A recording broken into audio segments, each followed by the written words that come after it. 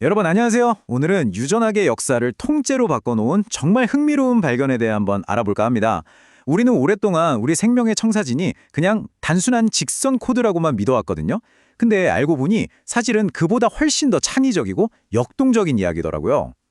자, 바로 이 질문에서부터 시작해 보죠. 수십 년 동안 굳건했던 과학의 믿음을 뿌리째 흔들어버린 미스터리.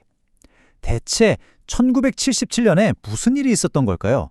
오늘 그 정답을 한번 찾아가 보겠습니다. 이 발견이 도대체 얼마나 충격적이었는지 제대로 이해하려면요.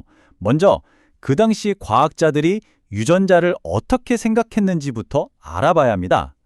모든 게 뒤집히기 전의 세상으로 한번 돌아가 보죠. 보시면 1860년대에 멘델이 처음 유전자라는 개념을 제시한 것에서부터 시작해서요.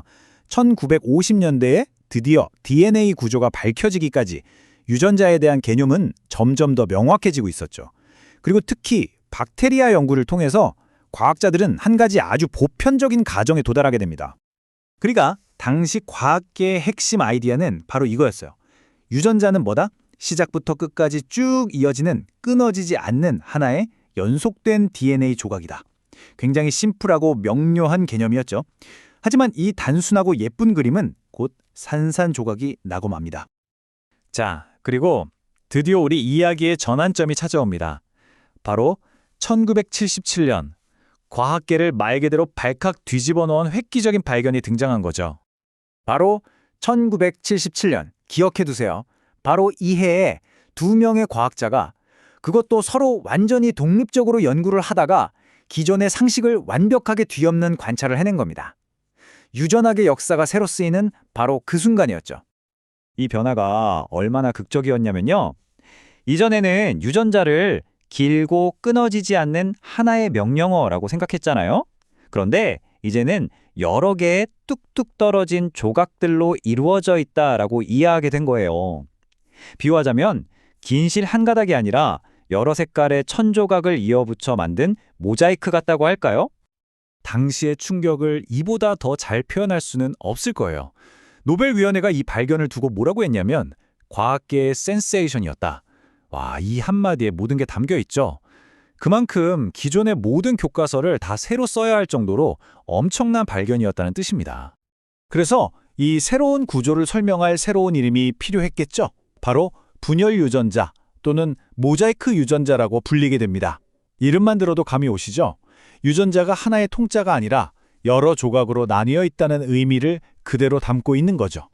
자, 그럼 여기서 당연히 이런 질문이 생깁니다. 아니, 유전자가 그렇게 조각조각 나 있다면 우리 세포는 대체 어떻게 그 정보를 읽어내는 걸까요? 이거 정말 중요한 질문이죠. 조각난 지도를 가지고 어떻게 목적지를 찾아가겠어요? 과학자들은 이 수수께끼를 풀기 위해 매달렸고 곧 정말 놀라운 과정을 발견하게 됩니다. 세포가 찾아낸 해답은요, 놀랍게도 마치 영화 편집 과정 같았어요. 이거 진짜 기가 막힌 비유거든요. 자, 먼저 DNA에 있는 모든 정보, 그러니까 필요한 장면, 불필요한 장면 할 것 없이 싹 다 복사해서 긴 촬영 원본을 만듭니다. 그런 다음에 편집 기사화돼서 필요 없는 부분은 싹둑 잘라내버리는 거죠. 그리고 마지막으로 진짜 필요한 핵심 장면들만 착착 순서대로 이어붙여서 최종 완성본 영화를 만드는 겁니다. 이 놀라운 과정을 바로 RNA 스플라이싱이라고 불러요. 근데 여기서 진짜 흥미로운 점이 뭐냐면요. 이 편집 과정에서 어떤 조각을 남기고 어떤 조각을 버릴지 선택을 할 수 있다는 거예요. 그러니까 똑같은 촬영 원본, 즉 하나의 유전자를 가지고도 편집을 어떻게 하느냐에 따라서 코미디 영화를 만들 수도 있고 액션 영화를 만들 수도 있다는 거죠. 이야, 이건 유전자의 효율성과 다양성을 폭발적으로 늘리는 엄청난 메커니즘인 셈입니다. 자, 그렇다면 이 발견이 그냥 세포 안에서 일어나는 신기한 현상, 여기서 끝일까요? 절대 아니죠. 이 발견은 진화와 질병에 대한 우리의 이해를 그야말로 뿌리부터 바꿔놓았습니다.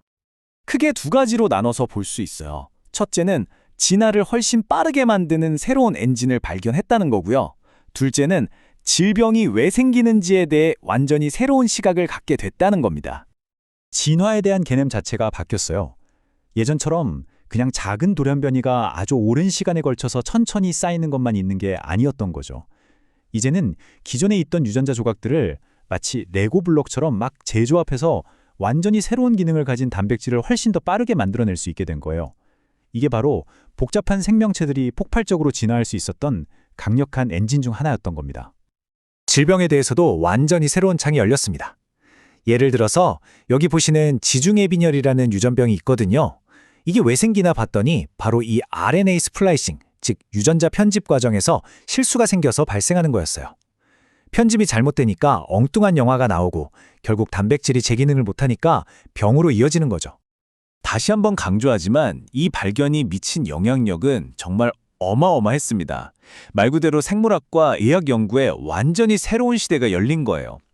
이 발견 하나를 계기로 수많은 후속 연구들이 그야말로 폭발적으로 쏟아져 나왔으니까요. 자, 오늘 우리는 유전자가 단순히 쭉 이어진 코드가 아니라 끊임없이 편집되고 재조합되는 아주 역동적인 이야기라는 걸 알게 됐습니다. 우리 몸속의 작은 세포들이 매 순간 이렇게나 정교한 편집 작업을 하고 있다니 정말 놀랍지 않나요? 그렇다면 아직 우리가 밝혀내지 못한 비밀들이 이 DNA 속에 또 얼마나 많이 숨어 있을까요? 생각하면 할수록 정말 흥미로운 질문인 것 같습니다.